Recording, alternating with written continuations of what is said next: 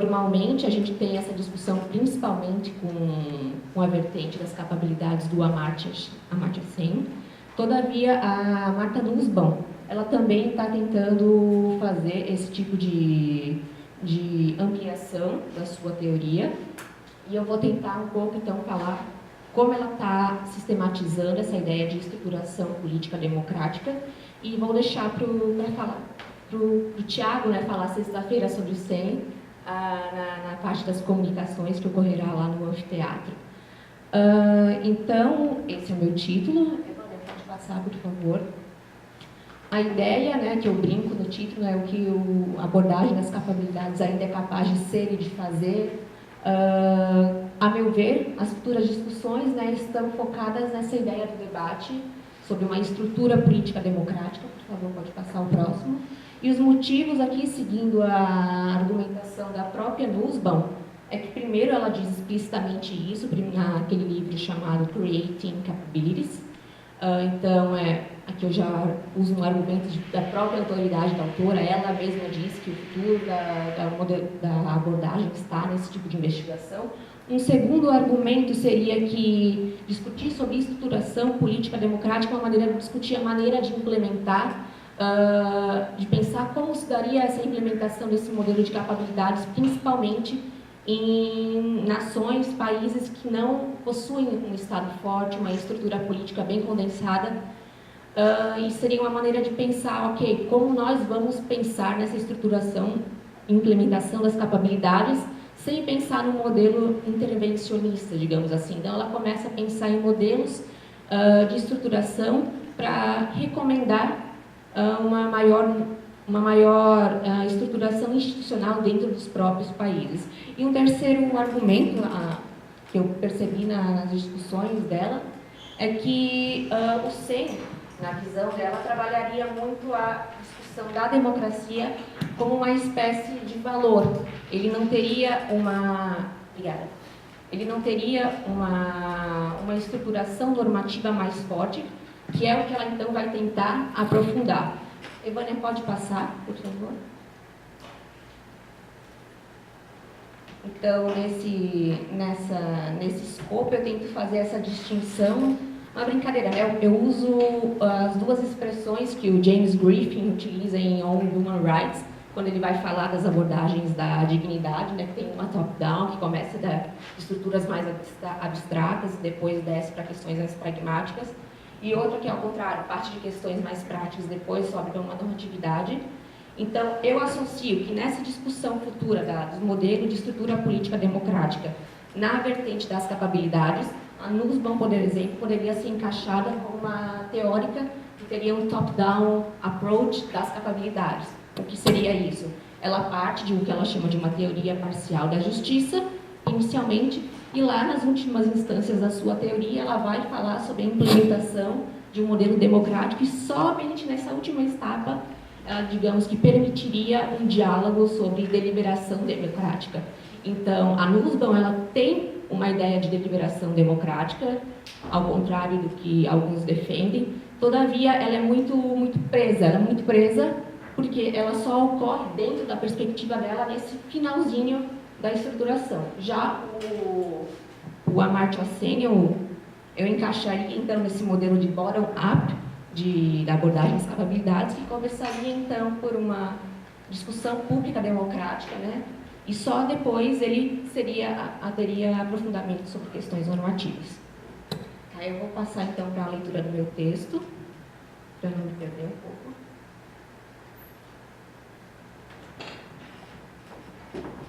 Bom, o objetivo do meu trabalho será mostrar que o progresso da abordagem das capabilidades está no desenvolvimento da estrutura política democrática. Para tanto, tomarei como base o modelo normativo de Nussbaum. Esta investigação, primeiramente, especifica as contribuições particulares de seu modelo, principalmente focando na sua teoria parcial da justiça, na qual eu entendo que compõe 4 estágios. Primeiro, a elaboração intuitiva de sua lista de capabilidades. Segundo, o nível de justificação política. Terceiro, a implementação. Quarto, a questão da estabilidade. Então, essa, a meu ver, seria a estruturação da teoria parcial de justiça dela. Depois, em um segundo momento, discuto especificamente o papel da estrutura política. Defendo que ela tem uma abordagem de tipo top-down model, na qual, primeiramente, procura por uma teoria parcial de justiça e somente depois, no nível da implementação, fala em deliberação pública, enquanto sem, em contrapartida, possui um modelo bottom-up, que inicia de um nível básico de deliberação pública, dentro de uma prática democrática, e depois parte para questões normativas. Finalmente, discuto se haveria possíveis vantagens no modelo dela. Vamos lá, primeira sessão, os 4 estágios da teoria. No atual debate dos direitos humanos, há no mínimo 3 linhas de pesquisas atuantes. A primeira está na investigação ético-moral sobre a fundamentação filosófica da natureza dos direitos humanos. Aqui eu destaco o trabalho do James Griffin. Uma segunda linha de pesquisa é aquela efetuada por Rawls em The Law of Peoples, né, que a Raquel falou, sobre os papéis político-morais, né, dos direitos humanos em questões de justiça transnacional e intervenção humanitária.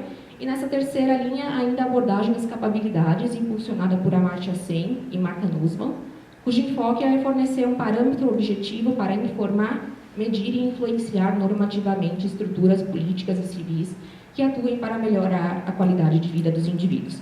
Muito embora não só Sen como Nussbaum alertem que a concepção de direitos humanos é mais abrangente do que a teoria das capabilidades, ainda assim, quando se trata de dar suporte ao projeto do desenvolvimento da qualidade humana, num contexto global, o modelo é viável não só normativamente para ajudar a fornecer dados para as informações e comparações entre os países em relatórios, como também para propor políticas públicas de atuações específicas. Vejamos agora a proposta normativa de Nussbaum, caracterizada por uma concepção parcial da justiça.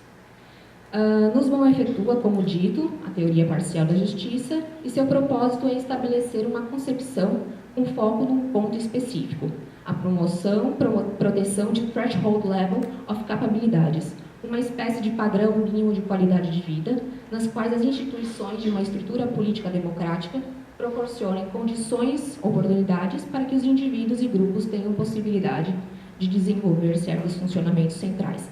Aqui em azul eu destaco, então, a ideia básica, que seria uma teoria parcial de justiça dela, é defender que justo é proteger, promover um threshold level de capabilities, que eu não sei muito bem ainda qual a melhor palavra que eu poderia utilizar para traduzir essa ideia de threshold, que não é só um limite que bate no topo, mas é uma ideia que, a partir dali, que pode começar a estruturação. Um limiar. Que bom, obrigada. Sua famosa lista de capabilidades é, ao mesmo tempo, sua principal contribuição e também o alvo majoritário de críticas e afastamentos de Amartya Sen. Antes de especificá-la, cabe entender como a autora chega à proposição dessa lista. Então, retornemos ao diálogo com Rawls, pois tanto Sen quanto Nussbaum se vale fortemente da teoria da justiça rawlsiana para construir seus modelos, seja aproveitando alguns aspectos, seja se afastando de outros. Resta perguntar, então, quais os pontos de convergência e divergência de Nussbaum com Rawls. Vejamos as convergências. Aqui eu sigo as convergências ditas por ela. Há 2 consonâncias da autora com Rawls. A primeira provém da teoria da justiça, a defesa de valores universais, como a dignidade da pessoa, a integridade do corpo, as liberdades e direitos políticos básicos e a equidade de oportunidades. A segunda vem do liberalismo político, o respeito à pluralidade de concepções de bem divergentes, mas razoáveis. Dentro deste escopo, a autora busca uma teoria parcial da justiça que seja ao mesmo tempo equitativa, isto é, que confira a cada pessoa uma inviolabilidade que não pode ser sobrepujada em nome do bem-estar da sociedade e que também seja freestanding, ou seja, que tenha uma concepção política independente de uma visão abrangente de bem, capaz de passar por um consenso sobreposto para fornecer as bases de acordo comuns entre indivíduos portadores de planos de felicidade distintos. Vejamos agora, então, as divergências, segundo ela. O antagonismo fundamental entre Rawls e Nussbaum está na estrutura teórica, e ela usa particularmente essa expressão, estrutura teórica. A forma de abordagem da justiça rawlsiana ela é procedimental, isto é, ela não é centrada diretamente nos resultados, nos outcomes, mas apenas indiretamente como resultantes da adequação de um procedimento moralmente justo, parcial, imparcial e equitativo, que neutralize de antemão certas arbitrariedades socioeconômicas. A concepção de justiça de Nussbaum, ao contrário, é uma abordagem voltada diretamente aos resultados, chamada por ela, então, de Outcome-Oriented Approach. Eu também preferi deixar a expressão em inglês. A segunda distinção com Rawls é a divergência quanto à concepção de pessoa. Interessa a Nussbaum particularmente a concepção de dignidade, que não é somente humana, mas todavia vou me limitar somente a ela. Segundo a autora, sua abordagem interpreta a dignidade segundo uma vertente mais aristotélica do que kantiana, pois caracteriza os seres humanos como animais políticos, capazes de agência racional e articulação da linguagem, que é a principal característica, mas ao mesmo tempo também como seres vulneráveis, corporificados, frágeis e interdependentes. E é justamente esse aspecto da vulnerabilidade da dignidade humana que nos almeja destacar em sua contraposição às fortes ênfases na autonomia da razão e interdependência presentes nas teorias do contrato social. Agora destaco, então, a estrutura normativa empregada para Nussbaum, que, a meu ver, se divide em 4 momentos. Primeiro momento, a apresentação das capabilidades, na forma de uma lista. Segundo momento, sua justificação moral e política.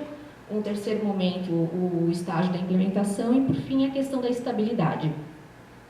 O primeiro momento seria o start point, né, da sua teoria, que seria a controversa lista. Dentre as propostas de Nussbaum, a mais conhecida e igualmente mais criticada é a sua lista de capabilidades centrais. Trata-se de um modelo que visa complementar o paradigma rawlsiano da lista de bens primários, baseado em renda e riqueza, direitos e liberdades, oportunidades de carreira e as bases sociais do autorrespeito, por um limiar mínimo de capabilidades, o threshold level of capability, que seja possível de um acordo entre indivíduos e grupos culturalmente distintos, um tipo de cross-cultural agreement. Então, eu destaco em azul que ela modifica, né, o que para o Rawls eram bens primários, ela prefere falar, então, nesse threshold level of capability, esse limiar mínimo de capabilidades. Nota-se que, para além dos objetivos da lista de Rawls, que é, primeiramente, fornecer uma concepção fina de bem cujos indivíduos, na posição original, poderiam concordar como relevantes para o desenvolvimento de suas capacidades morais e quaisquer planos de vida razoáveis, Rawls também utiliza o conjunto desses bens como padrão de métrica para classificar as posições socioeconômicas menos favorecidas da sociedade.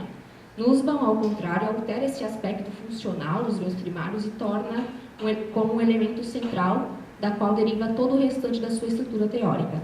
Assim, o que antes era um artifício ou uma parte da teoria da justiça rawlsiana, agora se torna o locus da emanação, o start point, da qual deriva toda a abordagem da autora. O destaque da expressão threshold level of capabilities é proposital. Faço isso porque justamente a ênfase, para destacar a ênfase que a própria autora dá a essa concepção em seus trabalhos mais recentes.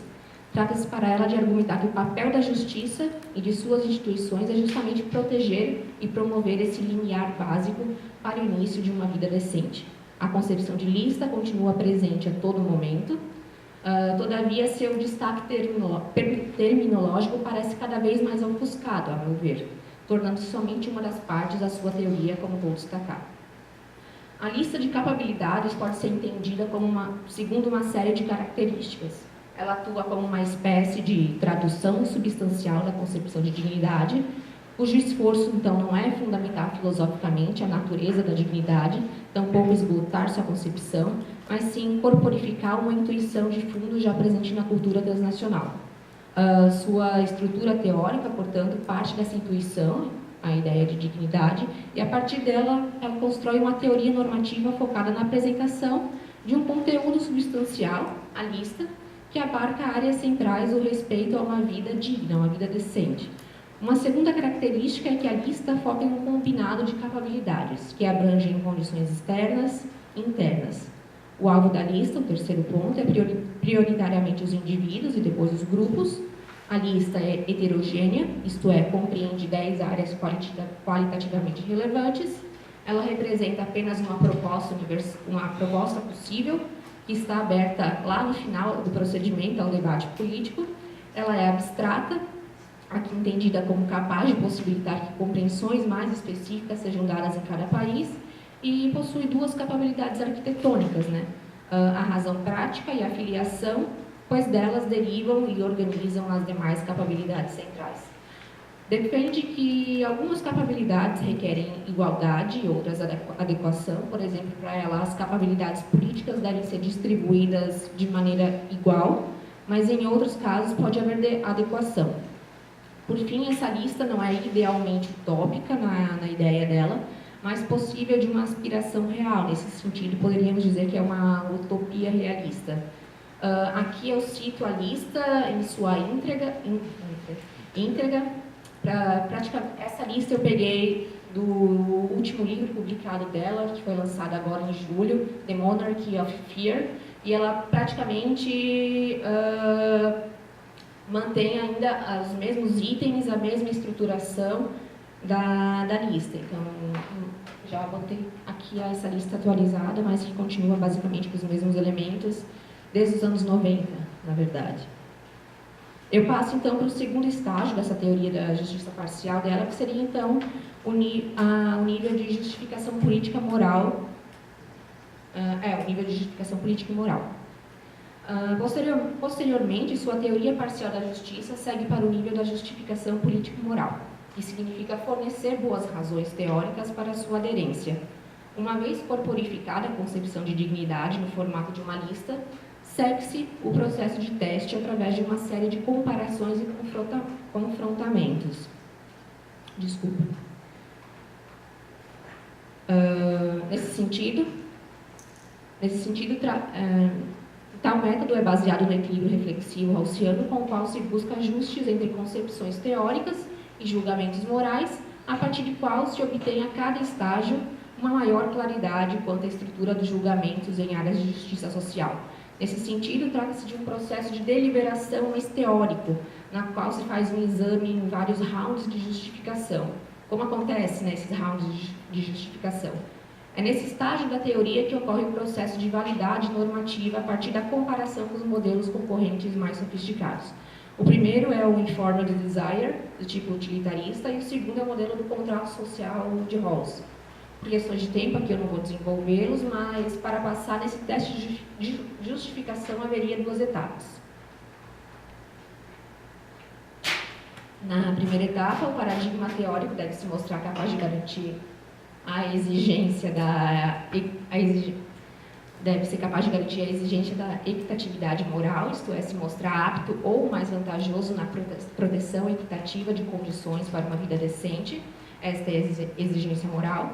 Há também uma segunda etapa, cuja exigência é política, que a teoria seja capaz de passar no overlapping consensus, tal como elaborado por Rawls no liberalismo político, cuja pretensão é encontrar uma base de acordo comum, freestanding, entre distintas concepções abrangentes de bem, que consiga perdurar ao longo do tempo. Para tanto, a abordagem precisa mostrar-se como um paradigma for political purposes only, not as comprehensive guide to life. Esse processo de justificação moral e política forneceria as bases de razões para servir de fundamento normativo na etapa posterior, que seria o estágio de implementação. Então, o terceiro estágio da teoria dela seria o processo de implementação. Enquanto na etapa intuitiva da elaboração da lista norteava a pergunta como deve ser uma vida minimamente digna, no processo de justificação questiona-se se o modelo das capabilidades é o melhor paradigma para lidar com as exigências morais e políticas. Por fim, nesse quesito da implementação, a pergunta agora é como efetivar a lista. Nesse último escopo estaria no entender da autora o futuro da teoria das capabilidades. Nussbaum alerta que não há receita pronta para essa investigação, uma vez que haverá deliberação dentro de contextos específicos para a estruturação básica do projeto. Deste modo, havendo necessidade de diálogo com a soberania da nação e a esfera pública local. Sua teoria parcial de justiça não tem pretensões tirânicas, ou seja, ela não quer tornar obrigatório o cumprimento efetivo de todos os quesitos em sua plena realização, mas defender, novamente, que justa é a criação de um threshold level de condições para seu desenvolvimento. Mas qual é esse limiar, A resposta permanece em aberto, pois depende de análises concretas. Sua teoria, no máximo, ela pode atuar como uma base de recomendação normativa. Nesse processo de implementação, ela destaca duas recomendações. A primeira é uma implementação na forma de agências administrativas não governamentais, presentes na sociedade civil, como ONGs, associações nas quais a reunião de grupos de indivíduos para propor determinados programas ou lutar coletivamente contra elementos estruturais que considerem injustos. O Self-Employed Women's Association das mulheres indianas é constantemente citado por Nussbaum como paradigma. A segunda é o design constitucional, aqui entendido como a estrutura do Constitutional Law e da interpretação política pelas cortes. Trata-se de uma recomendação importantíssima, pois ele refere a estrutura básica que irá proteger e distribuir os direitos e deveres fundamentais. Posteriormente a ela, seguem-se as restantes estruturas institucionais. Quais seriam elas? A autora deixa somente pistas. Enquanto a justificação político-moral é de tipo global, as especificações de implementação devem ser debatidas fundamentalmente a nível doméstico e local pelos cidadãos, legisladores e pelas cortes, realizando os ajustes adequados na lista de capabilidades. Nussbaum enfatiza o papel da soberania nacional no debate.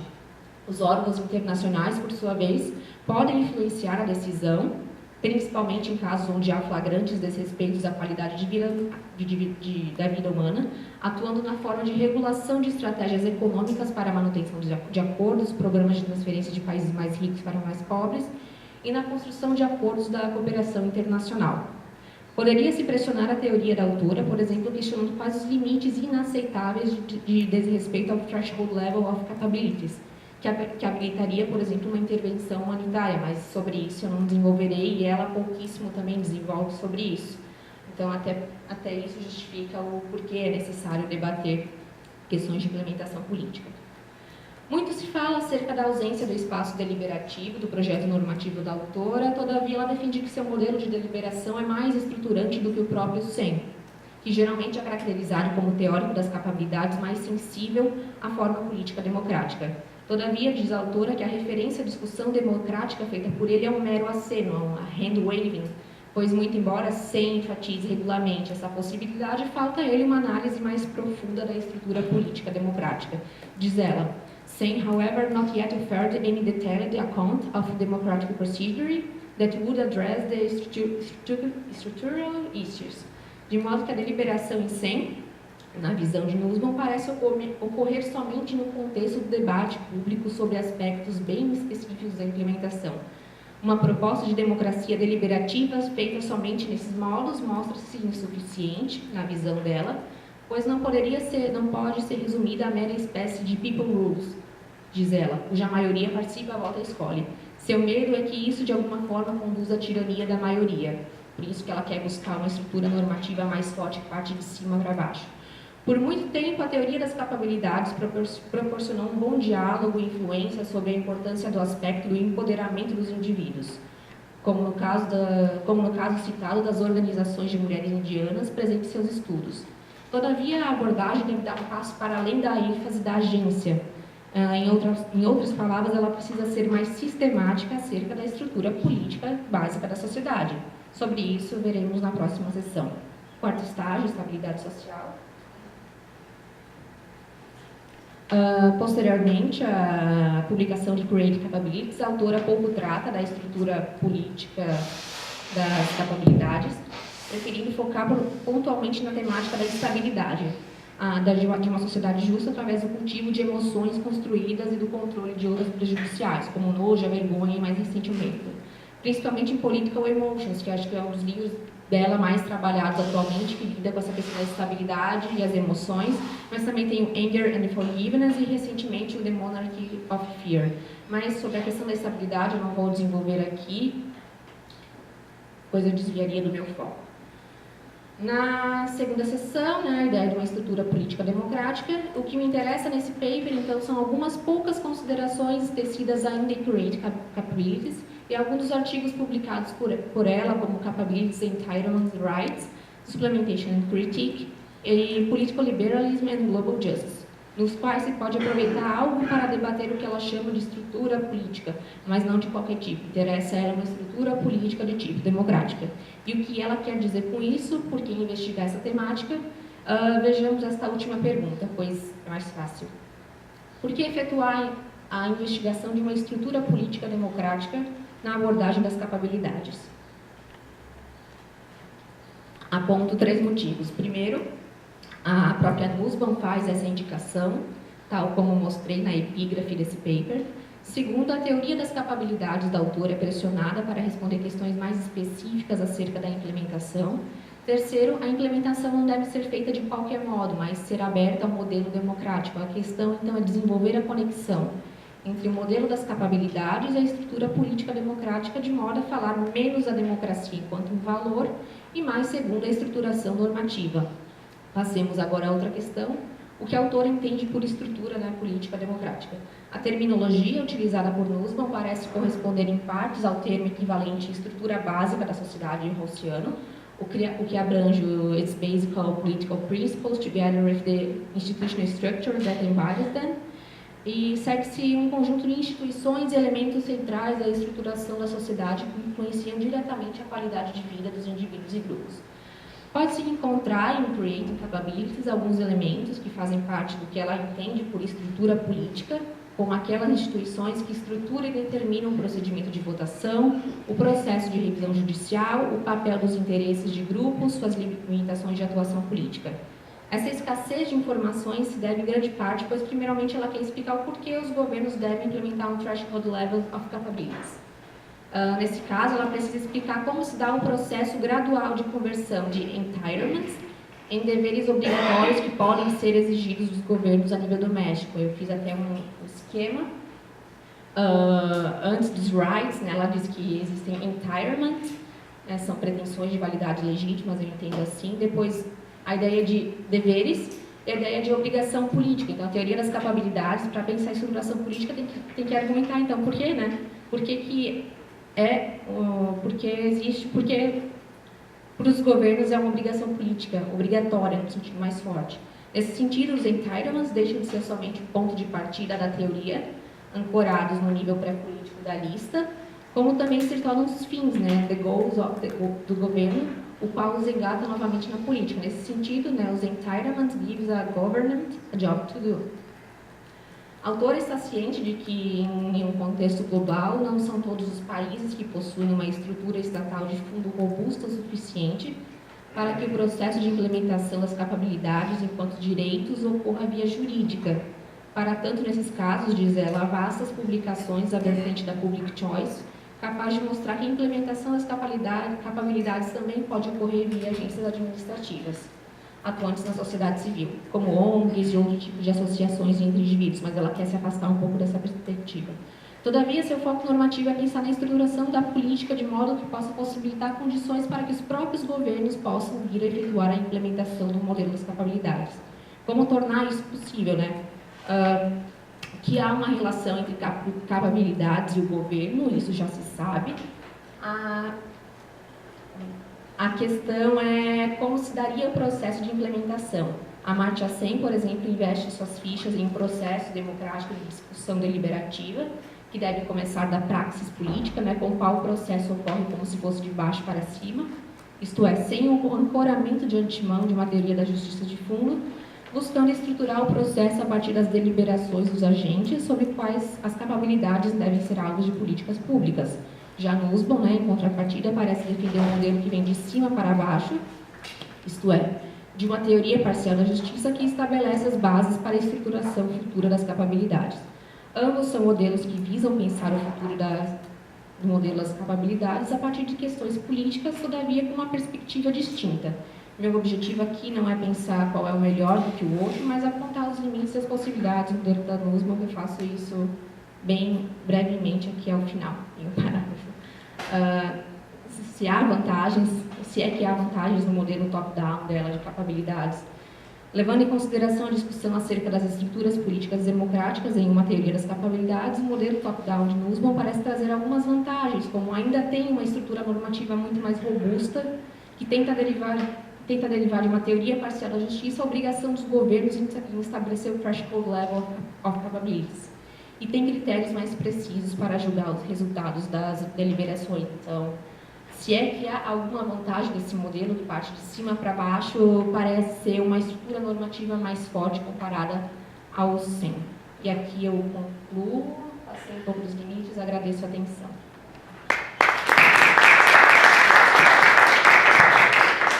Obrigado. A gente tem mais uns 10 minutos para pergunta, que eu abro agora.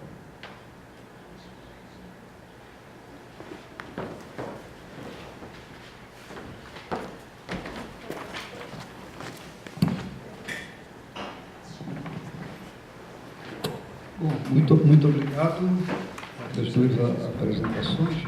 Vou fazer uma pergunta que pode ser para vocês duas, porque tem alguma coisa em comum, que foi mencionado na segunda fala. É o problema das listas, não é? Então, para o caso de Rawls, a gente pode pensar primeiro na lista de bens primários, mas particularmente para a lista minimalista de direitos humanos, do direito dos povos. No caso do Sen e da Nussbaum, mesmo que seja um modelo bottom-up ou top-down, em todo caso, temos as listas, como tu mencionaste, das capabilities. E a minha pergunta é essa: de onde é que vêm os ingredientes dessas listas, na sua percepção? Qual seria a justificação, ou a tentativa de dizer por que escolher tais bens primários ou tais direitos, uma lista minimalista, ou tais capacidades?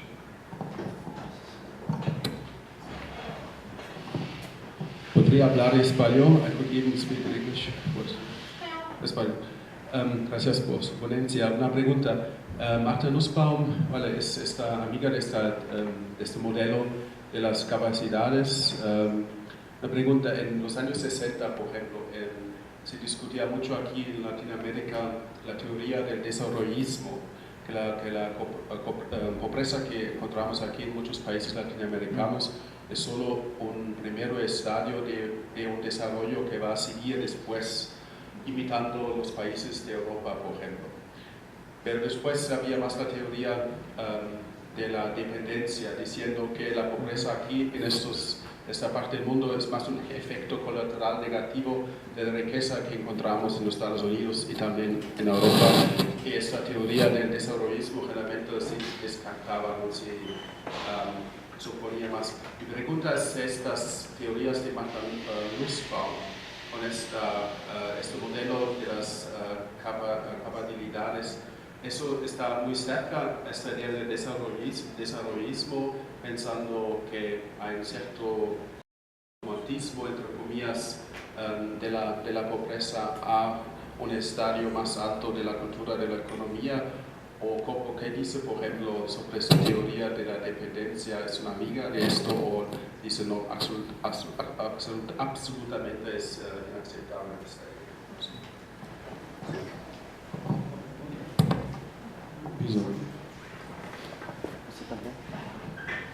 Obrigado. Também tenho uma pergunta para a Diana. Está um pouco ligada às duas questões anteriores, né? Mas eu vou fazê-la de uma outra perspectiva, que tem um pouco a ver com aquilo do que eu vou falar também hoje à tarde. Na realidade, a lista que a Nussbaum está fazendo não é mais uma lista de necessidades do que de capacidades. Porque se tu olha, ou melhor, ela fala de functions, né? Falava. Pois é, mas esse é o ponto. Permanece isso, ou seja, o que temos lá é uma lista de, vamos usar o termo carências, mas carência não é muito bom, né? Needs, seria em inglês, é mais básicas, que eu posso deixar assim de forma muito esquemática. Por quê? Porque o conteúdo vai ser preenchido para as diferentes culturas, que é a posição dela, né? Ótimo. Agora, se porém a definição concreta das carências ou das necessidades, ou dos functions, seja que for o termo que ela vai usar, é deixado às culturas, inevitavelmente também a definição das capacidades é deixada às culturas. Tá? Porque eu não tenho como dizer quais são as capacidades necessárias para um certo function se eu já não definir este function. Bom, isso levanta então uma questão mais geral, ou seja, que tipo de teoria é esta? É uma metateoria que te diz como é que eu deveria imaginar que se pode construir uma teoria paroquial, provinciana, relativa às necessidades que uma certa sociedade define e as capacidades que aquela sociedade considera necessárias, que são necessárias. Então é uma metateoria. Tá? Ou há uma pretensão de universalidade que me parece estar mais presente na ideia da própria Nussbaum, talvez esta recorrência a um certo essencialismo do qual ela não escapa, de dizer o ser humano ser carente, etc. Aristóteles contra Kant, né? Mas como é que ela concilia então esta visão universal com o provincianismo inevitável de ter que definir esta lista de carências e, portanto, a correspondente lista, digamos assim, lista não precisa, né, de capacidades.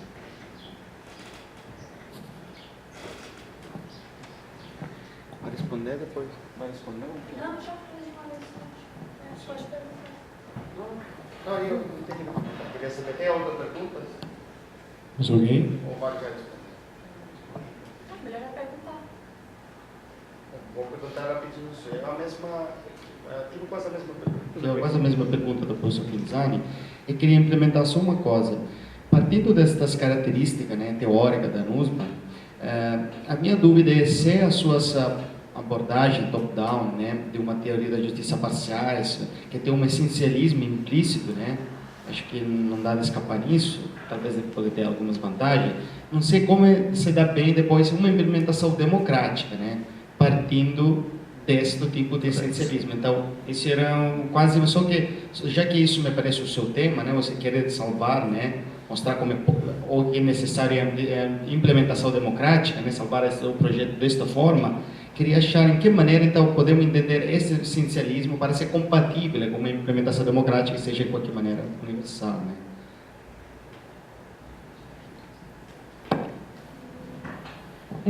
Quanto à origem dessa lista mínima de direitos, do direito dos povos, né? O Rawls é bastante criticado. E ele não, na verdade, ele não oferece, ele só apresenta essa lista e não se detalha em apresentar uma justificação maior do porquê escolher aqui esses direitos.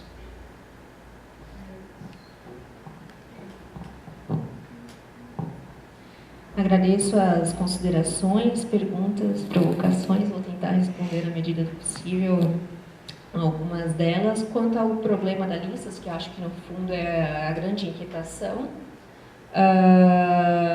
respondendo ao professor Nitamar, como que ela justifica, né, qual o ingrediente que vem, né? Para ela, nos trabalhos mais recentes, ela tenta corporificar a ideia de dignidade. Então, ela já parte de uma intuição de fundo, que é a concepção de dignidade, que ela diz que não se precisa mais adentrar numa justificação da natureza da dignidade, porque já estaria de alguma maneira presente numa cultura de fundo transnacional, e daí ela faria uma corporificação dessa ideia de intuição de fundo.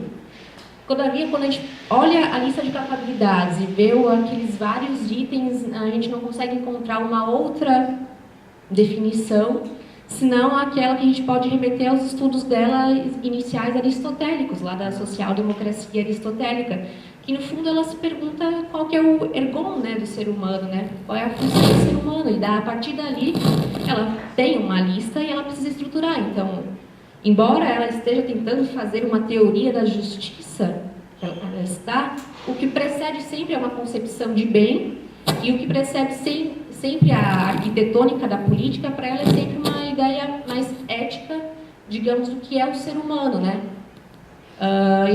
Eu particularmente, eu prefiro mais essa Nussbaum mais antiga, né? Mais ligada a uma tentativa de tentar implementar, pensar, né? Concepções de bem em sociedades democráticas atuais.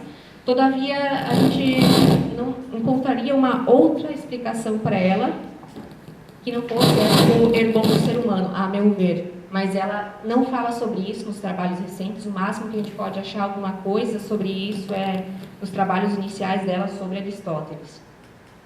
Sobre a pergunta do professor Schultz, sobre desenvolvimentismo e a teoria da dependência, ela não tem uma crítica do capitalismo, seria, acho que, impossível para ela fazer isso. Então, por exemplo, ela não entende, não é que ela não entende, ela propositadamente se esquiva de pensar, de fazer um diagnóstico de tempo e mostrar que, ok, né, certos países são pobres porque são explorados por certos países mais desenvolvidos. Então, é um limite teórico dela. É um limite até da própria perspectiva. Eu acho, nesse sentido, eu acho que o próprio Sen ele poderia ter uma visão muito melhor para escapar, pensar uma teoria do capitalismo, né, que explique, né, por que esses países mais pobres, por exemplo, não conseguem desenvolver um Estado mais forte. Então, na Nussbaum, de fato, não tem essa discussão, e eu acho que ela sabe, mas ela naturalmente se esquiva. Sobre a lista de functions, dificilmente você vai encontrar essa ideia de functions, quase ela não fala mais de capabilidades, dá para perceber que ela está tentando trocar uma terminologia, porque ela não consegue responder, né? No fundo, então, como é que eu vou explicar essas intuições de fundo? Como é que eu corporifico? Como é que ela vai justificar? Então, ela está tentando mudar, de certa forma, estrategicamente, toda a terminologia dela, não está falando mais de lista de functions, mas eu vejo que ela tenta falar, então, de entirements, que eu entendo que são pretensões de validade, que não resolvem muita coisa, mas seria uma ideia de uma lista de necessidades, de fato. A ideia de teorias parciais de justiça que trabalham com concepções minimalistas, que, na verdade, quando eu comecei a ler um pouco sobre isso, saí um pouco, na verdade, dessa discussão mais sobre as emoções, que eu acho válida, mas acho que a estruturação política, discussões do que é uma teoria parcial de justiça e quão isso ainda tem pretensões válidas, eu acho mais interessante. Mas a questão, eu também acho que seria muito mais interessante pensar numa lista de necessidades. É uma metateoria, no caso dela, de fato. Ela começa de uma metateoria, ela desenvolve a universalidade, mas ela nunca explica como é que daria esse contextualismo, de fato. Está sempre uma questão em aberta, e ela sempre diz, né, fica para as gerações futuras investigarem isso, cabe uma análise talvez mais interdisciplinar, que é uma das vantagens do escopo da teoria das capabilidades. O Sen faz melhor isso. Bom, eu comecei com a Nussbaum, como eu estou definindo o Sen agora. E como escapar, né, do essencialismo nela, tem como salvar? Não sei. Eu agradeço as considerações e espero ter respondido de alguma maneira as respostas. A gente tem mais algum tempinho ainda para as perguntas. Denilson e a Nayara. Eu posso falar assim, pergunta para a Raquel, mesmo diálogo, mesma atuar das anteriores. Para a Raquel, um pouco da opinião que eu queria ouvir, a opinião sobre o esquema geral do Rawls na teoria dos povos. Isso é extremamente ruim, diria. Essa distinção entre povos liberais, povos, sociedades decentes, sociedades liberais, simular uma posição original para discutir isso a partir das partes e dos povos, isso parece um projeto totalmente estapafúrdio, né? Porque isso leva a uma espécie de simplificação de sociedades. Como é que eu posso dizer que uma sociedade tal é isso, assim, num todo, né? Parece usar uma expressão que eu usei, e cair novamente nas aracucas da filosofia do sujeito, dos formatos dos sujeitos e tal. Então seria mais frutífero pensar uma lista ou direitos humanos fundamentais, ou mesmo o princípio de justiça, a partir de uma reflexão sobre qual é o objeto da teoria da justiça, que é a estrutura básica da sociedade, pensando o seguinte, né? Não pensando ela mais circunscrita a uma certa sociedade fechada e tal, mas principalmente da sua dimensão econômica, né? Nós vemos hoje um esquema de cooperação, nem sei se cooperação, ou de exploração, ou de sempre periferia transnacional. Nós somos obrigados a discutir e estabelecer parâmetros mínimos a partir dos quais nós podemos discutir ou participar de forma decente, né, na determinação do formato desse sistema, que está totalmente globalizado. Então seria essa uma via mais frutífera para pensar o próprio princípio de justiça no cenário transnacional e também os próprios direitos humanos, porque devemos fazer umas oposições que, no meu ver, não suportam nem do ponto de vista de uma antropologia mínima, não faz sentido. Né? Quer dizer, o Rawls faz, acho que muitos deles também, ele fala de doutrinas morais abrangentes razoáveis. Né? Porque existe um modo razoável de nós lidarmos com doutrinas morais, né? ou metafísicas. Né? Quer dizer, voltar para uma espécie de uso. Né? dessa expressão. E aí, ainda a provocação da feita, né, para a Diana, me parece extremamente, sei lá, olhando para a história da filosofia, depois que o Hegel faz uma das críticas que faz ao Kant, né, da visão moral do mundo, né, da impotência do dever ser, a gente voltar para esse tipo de raciocínio, a imagem do que é a vida decente, bom, é isto, agora vamos implementar. Isso é uma ingenuidade, assim, claro, vai para discussões sobre como é que tem que ser a educação, etc. Mas isso é um bate com a realidade do mundo. É uma estratégia meio, eu acho uma estratégia fadada ao fracasso. Desculpa, eu estou um pouco cético diante dos cenários atuais. Né? Olharmos para o Brasil sem cerimônia, porque as coisas foram desmanchadas, né? Mostra a fragilidade do dever ser. Então não me parece muito não consigo realmente entender, ok, bela recomendação normativa para o mundo, né? Ok, mas como as coisas são de fato feitas? Então cria uma oposição, né? Depois não tem como ligar mais. Né?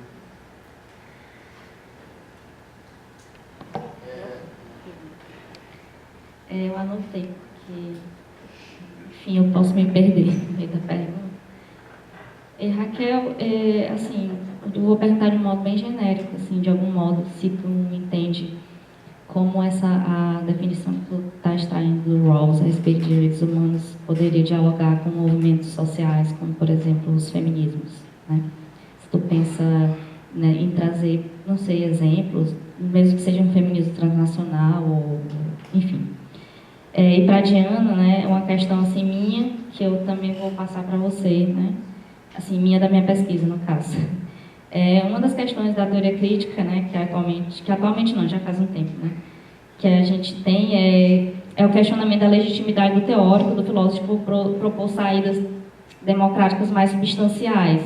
Como alguém que pesquisou e pesquisa a teoria crítica, né, você vai trazer o peso dessa autocrítica da teoria crítica para sua pesquisa com a Nussbaum, que chega ao ponto de listas, né, de tão substancial que ela é nessa parte da proposta, né?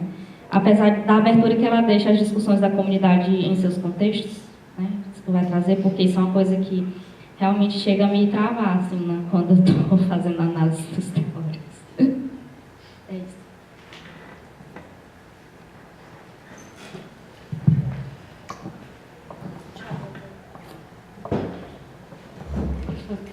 Obrigada pela pergunta e pela provocação.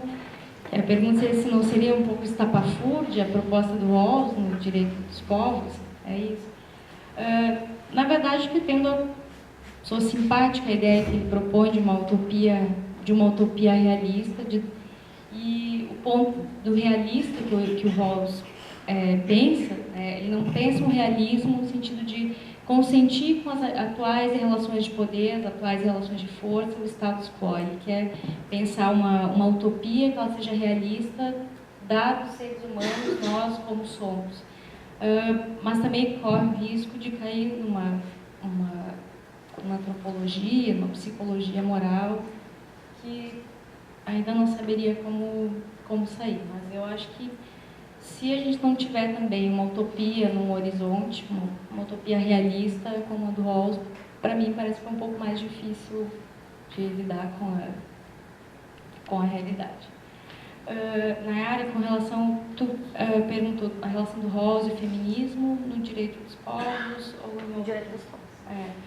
Na verdade, sofre bastante críticas. A Nussbaum faz uma crítica a ele, porque ele aceita nessa lista bem mínima de direitos humanos, aceita que os povos decentes, eles convivam com desigualdades de gênero, desigualdades étnicas. Então seria um ônus que uma sociedade liberal teria que enfrentar, teria que aceitar nesse âmbito da sociedade dos povos, aceitar uma sociedade decente, mas que tolera grandes diferenças de gênero, né, e de discriminação racial. É bem problemático. Bom, agradeço novamente as considerações, começando pelo orientador, né? Não faz pergunta, faz exigência sobre as arapucas. da história da filosofia e a fragilidade do dever ser, de fato, eu acho que o dever ser está fragilizado, mas sem ele é muito pior, porque a gente não vai ter então critério normativo para julgar o quão errado está a realidade, por exemplo. Então, eu acho que tem essa fragilidade de implementação,